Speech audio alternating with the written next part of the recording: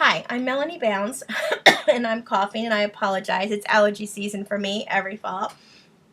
And we are going to be talking about Chapter 7 in our text, which is Managing Stress and the Work-Life Balance. So advance to your second slide. You see Charlie Brown sitting there saying, "My anxieties have anxieties." Well, I'll tell you a little bit about my story. I accepted a job about a year ago. That was horrible and awful and terrible and created a tremendous amount of anxiety. And that's kind of where I'm coming from as I go through this presentation. I'm going to tell you a little bit about it as we go through. So advance to your next slide. Let's talk about what stress is. So we've all had stress. We've experienced stress, whether it's money problems or trying to figure out how I'm squeezing all my homework, plus my family time, plus work, plus church. How am I going to do all of this? To create stress, right? Well, stress is exactly that. It's all of those things, those stressors that make an excessive psychological or physical demand on us. It can be money, it can be time, it can be children, it can be a spouse, it can be work, it can be any number of things. But stress is not always negative. Sometimes stress is positive. Negative stress is called distress. This is something that we're all very, very familiar with. We've all been distressed, right? But then there's eustress, which is very positive stress. So for instance, a couple getting married, there's a lot of stress that goes into that wedding. But at the end, the eustress is the fact that you are marrying the person that you love and you plan to spend the rest of your life with. So there is a positive stress. So move to your next slide.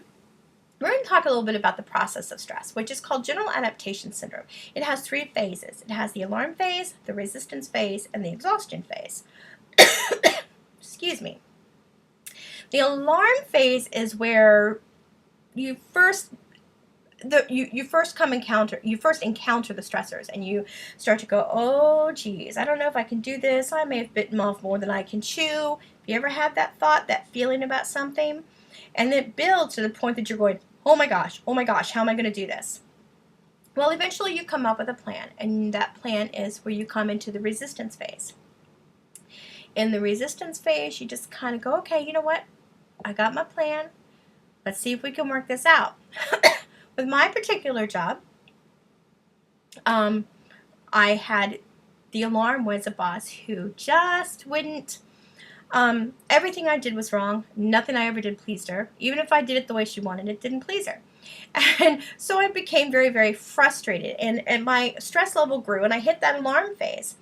My resistance phase, I came up with a game plan, and I said, okay. I said, you know what? When she would give me a task, I said to her one day, I said, why don't you email me exactly what it is you want it to cover, exactly how you want it done, so I can make sure I cover all your bases, and I will have it to you. And she said, okay, great, sounds like a plan. So we did that. So sometimes in resistance, or when you get to that second phase in resistance, things like that do work out, and you can make them work. And the stress ends there because it gets done and the project gets turned in and it's all okay. Well, if it doesn't work that way, you hit the exhaustion phase. And the exhaustion phase where you just kind of go, that's it, I don't think I can deal with this anymore. That's where, for instance, you might have, if you're working until 3 o'clock in the morning on that research paper, and you might hit that exhaustion phase, and your spouse might come in and find you asleep with your head on the keyboard in the morning and drooling all over the mouse. That's the exhaustion phase. I kind of hit that phase because the resistance phase didn't settle things for me. And doing it to her specification still was not good enough. And I became exhausted and racked my brain trying to figure out how to settle it. And I stayed at a heightened sense of anxiety for quite a while. So let's go on to the next slide.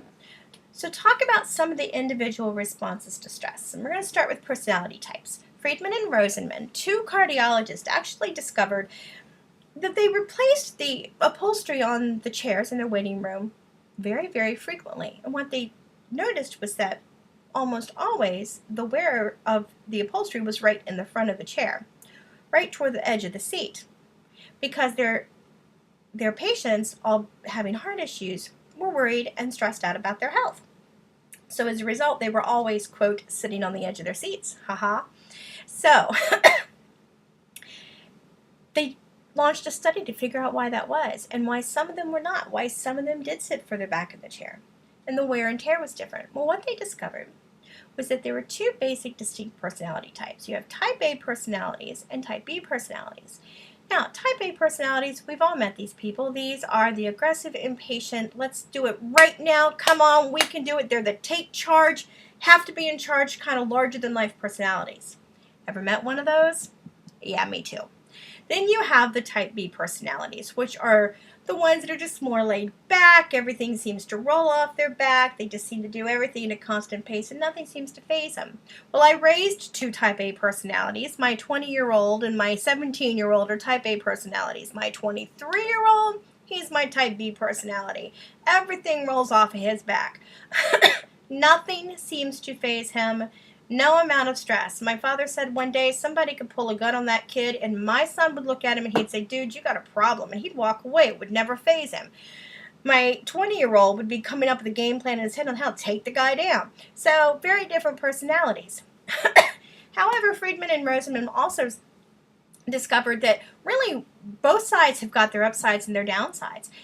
It doesn't mean that more type B that works at that constant pace is going to get anything done any better or any faster than that type A. The type A who's going to get it in probably early rather than on time doesn't necessarily mean it's going to be done better. It's just their approach to things is different. It's how they approach things. So it doesn't mean that one's better than the other or worse than the other. With my kids, they approach things differently. Both have served my kids well, and both of my boys in particular have remained on Dean's List all the way through college, so no issues. Then you also have hardiness, which is a factor. The text talks about hardiness as your ability to cope with stress. So people who have a high hardiness level, a higher hardiness level, that are more hardy personalities, these are people who tend to be calmer, and these are people who are going to be a little bit more grounded and stoic, and they're not going to be as likely to have a physical reaction to stress as somebody who's got a lower hardiness level that's more likely to react to stress. And then you have people who are much more optimistic. And that optimistic approach, that glass is half full kind of look at things, always tends to serve people better. That, grass is always greener, just don't worry about that. We're gonna get through it. Think of the positives. It'll all be good when we get there kind of outlook. Does tend to keep people calmer and more even and less likely to react to stressors.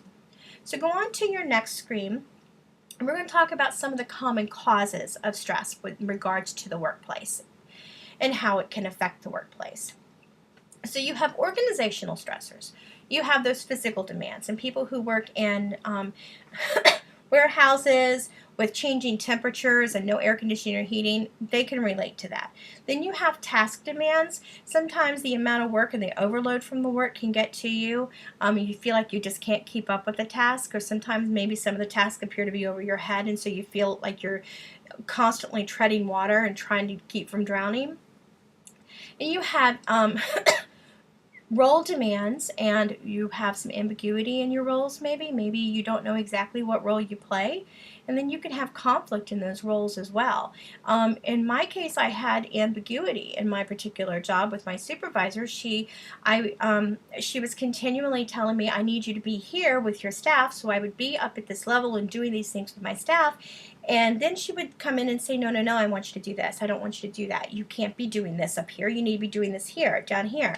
So it was a lot of ambiguity, and I was never quite sure what my role was. And at one point it was, you've got to take this department and run with it. And so when I would take that department and run with it, she would say, no, that's not your job. That's my job. Don't do that. And so when I would say, well, can you give me a definite line, or can we maybe, I've not seen a job description. I've been here 3 months. I keep asking, can I see a job description? Well, I'm tweaking your job description. I'm not quite sure yet what I want it, how I want it to read. I'm trying to change a few things. Excuses after excuse after excuse after excuse.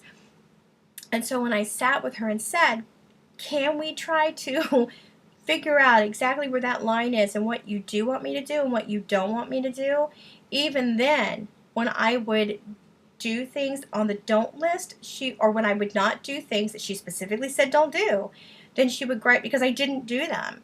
And when I would do things that were on her to-do list, then she would gripe and say, you shouldn't have done that. So it was a lot of ambiguity in the role, and it created a lot of conflict for me in that role. Then you have interpersonal demands, and that's where your family and your personal life and so forth kind of come into play too. Family trying to call the workplace, trying to get a hold of you. Maybe the kids' school's calling in case of an emergency, that kind of thing. Then you also have life stressors that affect your workplace. You have life changes and traumas. If you're busy, excuse me, life changes. If you've got, a child about to graduate and you're trying to plan that and planning to take time off work, that's creating some life stress for you, where it is what they call the eustress. It's that positive stress. It's still a change. A marriage, a new baby, and some of those life stressors can create some organizational stress as well, because it does affect the workplace. But then you also have life traumas, which can greatly affect the workplace. Things like divorces, the death of a spouse or a parent or a loved one. Things, really traumatic events that can create an awful lot of trauma and can take your mind off of the work and create that interpersonal conflict with the workplace. So go on to your next slide. Let's talk a little bit about the physical consequences. For some people, it's behavioral. You'll see people who haven't smoked ever take up smoking. People who quit smoking 10 years ago might start smoking again. People who drink socially might suddenly drink a lot. You might have somebody who is an alcoholic who has been sober for years suddenly will go back to drinking. You might see drug use involved, appetite disorders, aggression or violence. You also have psychological consequences, which is depression and anxiety, sleep disturbances or sleep disorders. It can create issues within your family life. You might go home and be yelling at your children more than you want to, or find that you're being snippy with your spouse when you don't intend to. It can also create intimacy issues within marriages as well, where there's just a lack of interest because of all the psychological stuff that you're dealing with from that stress. Then there are medical issues as well. You have headaches and ulcers, high blood pressure, stomach issues, heart attacks, strokes, skin conditions. In my particular case, I ended up dealing with a tremendous amount of anxiety. I found myself becoming anxious all the time. I stayed anxious to the point that I wasn't sleeping and I was no longer able to eat. The doctor was afraid I was going to contract an ulcer because I got to the point that I could not even so much as suck on ice chips without spending the next 3 or 4 hours really violently ill afterwards as a result of the stress that was on my body. And where you've gotten a brief glimpse of it, just trust me when I say it was pretty severe, to the point that the labor department thought it was severe enough to follow up. So let's go on and go to the next slide. Some of the organizational consequences when you're dealing with this type of stress at work. You can deal with decline in performance. Suddenly, the performance quality is poor, the productivity drops. We might find ourselves becoming irritable, particularly with coworkers or just on the job in general. Sometimes people withdraw. You might see those employees who get stressed out who suddenly are calling in sick all the time, or they just quit. I've known people who literally just didn't even show back up to work the next day and just walked out. Walked out for lunch and didn't come back. They might miss deadlines. They might find themselves taking longer lunch breaks. I found myself taking smoke breaks. When I don't smoke, I've never smoked. But I would go out with a couple of friends that I worked with in the office that did smoke, stand away from them because of my asthma, but I just needed to get out of that office and I needed that break. So I did do that. And sometimes you just cease to care about the job of the organization in general, which was also something that I exhibited. And then the attitudes, morale drops, commitment drops. And I discovered that I wasn't the only one going through this with this supervisor. Other people were as well. And it was creating a morale issue, a serious morale issue within the workplace. So next slide talks about how do we cope. We all have different ways that we cope with stress, right? For some people it's reading, relaxing, music, whatever, going for a drive or exercise. Some individual coping strategies that our texts suggest are exercise and relaxation, role management, time management. Particularly at work, one of the things I do is make a list before I leave at the end of the day. I have a list of things that I must do the next day and things that I need to work on, my continuation list. So I know exactly what it is I have to accomplish throughout my day. And that works well for me. And then you support networks, which are vitally important. These can be friends from church, a small group. I would avoid a support network within the office because it can create some inter-office conflict. But you know, your family, people like that can be a great support network, even support groups.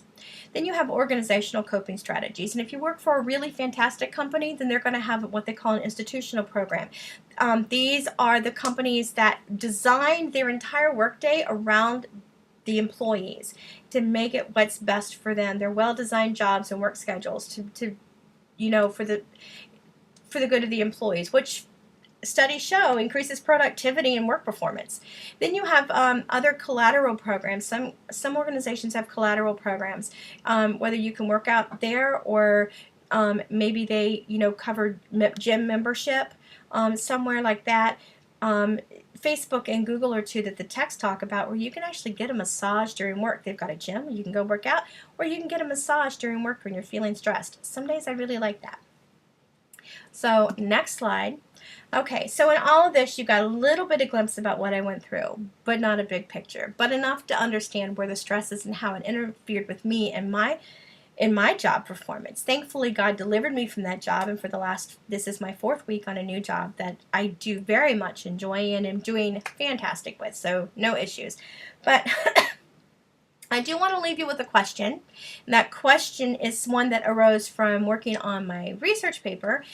Some of the articles that I find, there seems to be a lot of discussion about whether stress is actually just from those external sources or whether it's actually something that we create within ourselves. Do we create that stress? Could those personality types factor in? So that's my question for you. Do you think that stress is something that we create within ourselves, or do you think it comes from external sources and we react to it? And why do you feel that way? What is your thought process? So with that, I will leave you. If you have any questions for me, please feel free to leave them on Blackboard, and I'll be more than happy to answer them. And I hope everybody has a truly blessed day and weekend and a wonderful rest of the semester. Thank you.